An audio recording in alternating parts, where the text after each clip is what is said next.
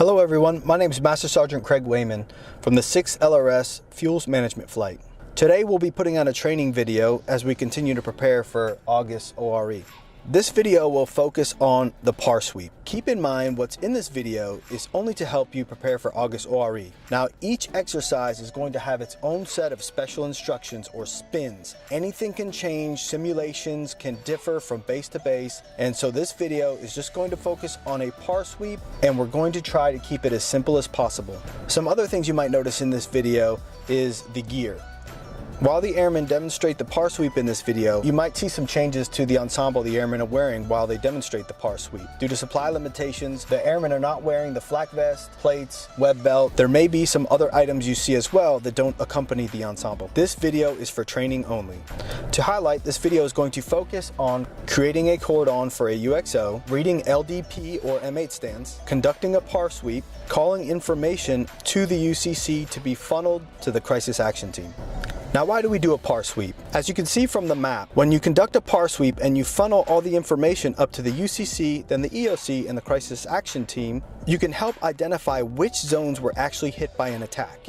In the event there was chemical contamination, as you see in this map here, there was 2 spots hit with chemical contamination. The red outline shows areas that weren't affected by chemical contamination. This area would fall under MOP 2 and can operate. The areas that were affected or are in question of chemical contamination would still continue to operate utilizing MOP 4. The premise behind this is we're trying to maximize the effectiveness of our base. When people are in MOP 2, it is a lot easier to complete the mission than when they are in MOP 4.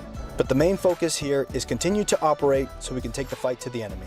On the left, you will see a diagram of a PAR sweep. You see the liquid detection points set up 1, 2, 3, 4, 5, 6, and 7. These liquid detection points will have names, so when you call them into your UCC, they can be identified. This PAR sweep is optimal. As you can see, the PAR sweep follows a paved path. It is highly encouraged that you stay on a paved path during a PAR sweep so that you do not spread chemical contamination. PAR sweep should take about 20 minutes or less. Even if you find things during the PAR sweep, your job is to call it in as quickly as possible, funnel that information to the UCC, and press on to complete your PAR sweep. The faster each unit can conduct their PAR sweep, report it, the faster the base can get back to operating. Prior to setting up your PAR route, these are some important things to remember. Identify potential issues before establishing the PAR route. Radio dead spots, locked gates, ditches, above ground pipes, false UXOs. Keep in mind, EOD receives many false reports for the Joint Chemical Agent Detectors, or JCADs. These are not UXOs, pictured here on the right. Again, PAR routes should stay on hard surface and you should remain off the grass. In this video, for demonstration purposes, we proceeded a PAR route on grass, and some facilities may have no other option but to proceed on grass. If you locate a UXO or unexploded ordnance, you will call it in. When calling it in, there was a common format used by the Air Force called the salute report. This has now been superseded by what's called an EOD 9-line report, which we will touch on later in the video. On the screen is a supply list that will help build your PAR kit. Note, ensure flashlights have a clear lens to properly read M8 at night. As we will touch on later in the video, M8 paper will give a reading based on color as to which chemical agent has covered it. Now, as we previously talked with spins, for instance, in Korea they use alarm blue, not alarm red. But we won't really be touching on alarm green, yellow, or red today. What we want to touch on is alarm black. In alarm black, there's usually going to be 3 phases of alarm black. You're going to have alarm black initial release, and this is where members, including the PAR team, will remain under overhead cover unless directed otherwise. The CBurn Recon and the ADAT team will be the first to sweep. The second, you will hear alarm black limited release. This will be for your PAR team to conduct their PAR sweep. The last you will hear is alarm black general release, and this is for mission essential person only to be released. Again, alarm black limited release is for PAR sweeps to notify UCC of all findings, both positive and negative. Again, the base cannot go to split MOP or lower MOP level until all PAR routes have reported back their findings. Like we touched on before, routes should be completed within 20 minutes. Do not hold up all other units because you are taking too much time. It is important to be effective, safe, but also timely with a sense of urgency. Once PAR sweep is completed, check your M9 tape to ensure no chemical contamination has occurred. Now, I would like to introduce you to some outstanding 6 LRS personnel that will be demonstrating this PAR sweep for you today.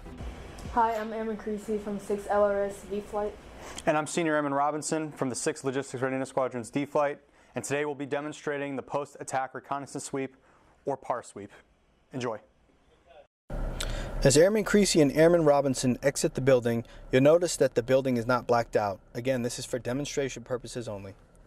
As they proceed on their PAR route, you will notice that they have to exit the pavement and proceed on grass until they get to LDP Stand 1 to read the M8 tape. You'll see them start to gain distance from each other. This is important as you want to put some distance between you and the other personnel. For example, if there's a landmine, UXO that explodes, sniper fire, anything, when you put distance between you and your other PAR sweep member, we want to limit fatalities. And this might give you the opportunity to do so. Airman Creasy will now proceed to M8 Stand 1. Airman Creasy is reading from a coverage chart. This helps standardize all reporting to the UCC. As you can see, for example, in the top left, by calling in November Charlie, she's calling in no coverage. As you look at the other agents, you'll notice the phonetic alphabet identifying certain nerve or blister agents. The second part of the phonetic alphabet in the word will identify light, medium, and heavy coverage. For instance, Lima is light coverage, Mike is medium coverage, and Hotel is heavy coverage. Again, you're reporting both positive and negative findings to the UCC. In this event, it's no coverage. As Airman Creasy and Airman Robinson proceed on their PAR sweep while keeping distance from each other, Airman Robinson identifies a UXO. They will now begin the 5 C's and an EOD 9-line report, which we will expand on shortly. Some important things to note is to not transmit a radio within 25 feet of a UXO. For vehicle radios, 100 feet. You'll notice Airman Creasy establishing space between her and Airman Robinson. Airman Robinson will begin the cordon and Airman Creasy will pull out her grid map to begin funneling all the information up to the UCC in an EOD 9-line report.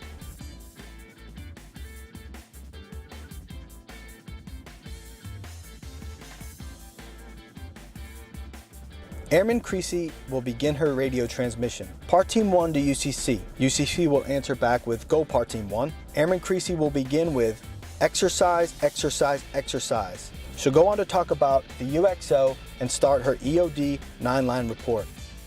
While Airman Creasy is calling in the UXO to the UCC, she will be referring to her Airman's Quick Reference Guide. In the Quick Reference section of 14.3, 14.4, 14.5, 15.1 and continued 15.1, you're going to find diagrams and classes of UXOs. For instance, we saw that it was a projected ordnance. In this case, Class C projectiles or mortars. The UXO looked like this right here. She'll refer to the diagram to accurately describe the mortar.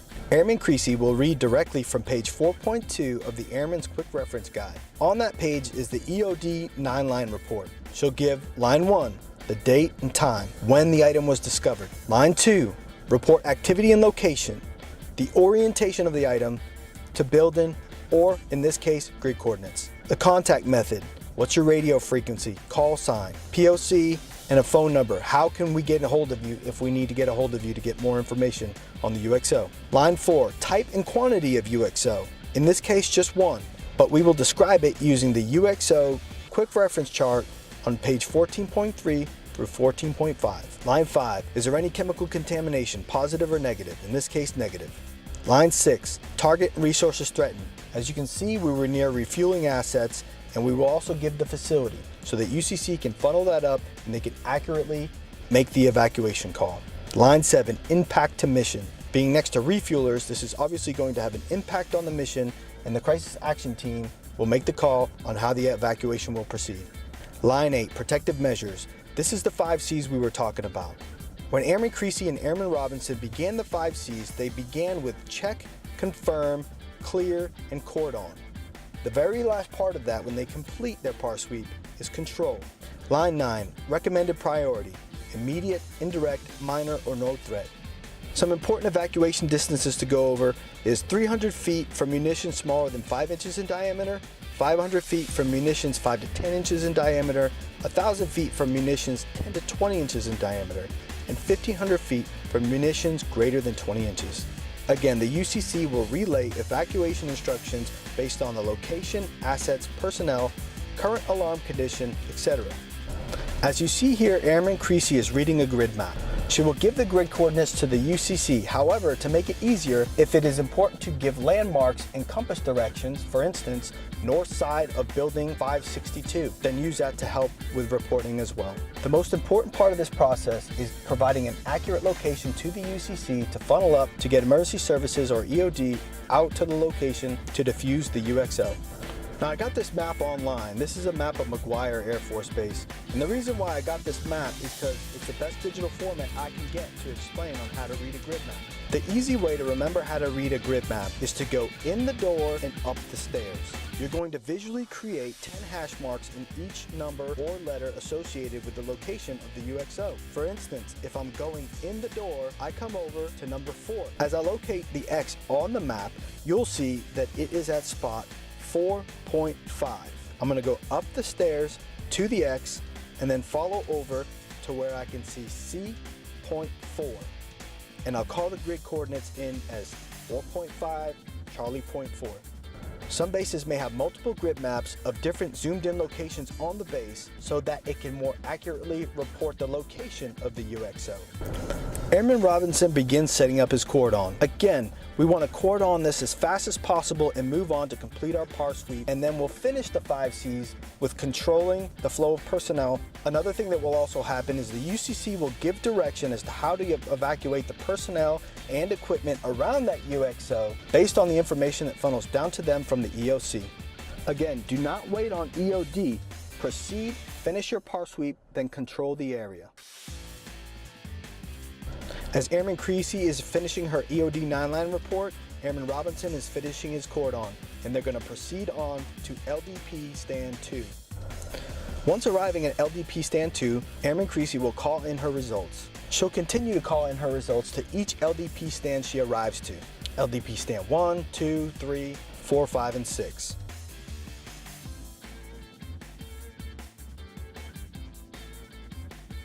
Once completed, you can now funnel your completed par sweep up to your UCC, which can then funnel that information to the EOC and to the crisis action team to get the base back to operational status. The very last thing you will do is control the area.